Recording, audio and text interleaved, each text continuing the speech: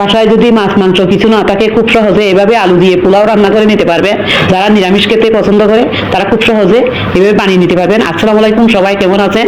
এবার যাব মূল রেসিপিতে। চিকন জিরা, এলাচ, লবঙ্গ, দারচিনি, কালো এলাচ, গোলমরিচ এবং স্টার নিয়েছি, পানি দিয়েছি, আলু কতগুলো কেটে ধুয়ে পরিষ্কার করে এখানে দিয়ে দিয়েছি, কিছু পেঁয়াজের টুকরা দিয়ে দিলাম, কিছু রসুন কুচি দিয়ে দিয়েছি।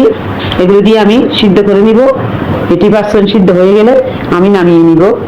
আমি আলুগুলো নিয়ে নিয়েছি আর পানিগুলো থেকে নিয়েছি। তেল দিয়ে দিচ্ছি, 1.5 কাপ পেঁয়াজ বেরেস্তা করে নিব। পেঁয়াজ যখন এরকম বেরেস্তা হয়ে যাবে আমি উঠিয়ে নিব।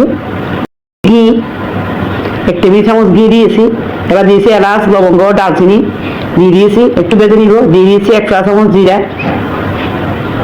একটা যখন সুন্দর গন্ধ বের হবে রসুন বাটা দিয়ে দিয়েছি, 1 চা চামচ আদা বাটা দিয়ে দিয়েছি, 1 চা চামচ, একটু ভেজে নিব। কাঁচামরিচ দিয়েছি 10টা। সিদ্ধ করা আলু একটু কষিয়ে নিব যেন মশলার ভিতর ঢুকে। লবণ দিয়ে দিলাম, টমেটো একটু ভেজে নিব। বাসমতি চাল আধা কেজি ধুয়ে পরিষ্কার করে দিয়ে দিয়েছি, 30 মিনিট ভিজিয়ে রেখেছিলাম। আলু দিয়ে সিদ্ধ করা পানিগুলো দিয়ে দিয়েছি, কিছু গরম পানি দিয়েছি। জয়ত্রী গুঁড়া করে পেঁয়াজের বেরেস্তা অর্ধেক দিয়ে দিলাম, 1 টেবিল চামচ চিনি, একটু লবণ দিয়ে দিলাম। ঢাকনা দিয়ে রান্না করে নিব। এরকম যখন পানি শুকিয়ে যাবে একটু নেড়ে ছেড়ে দিব, বা একটু এভাবে নেড়ে দিয়ে পেঁয়াজের বেরেস্তা দিয়ে দিব। ধনেপাতা কুচি আর 1 টেবিল চামচ ঘি দিয়ে দিলে একটা সুন্দর ফ্লেভার আসবে, খেতেও ভালো লাগবে। ঢাকনা দিয়ে আরো 5 মিনিট দমে রাখবো।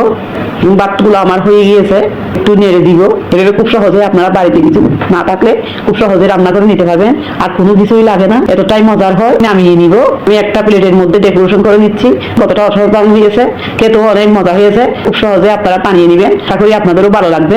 সবাই ভালো থাকবেন, আল্লাহ হাফেজ।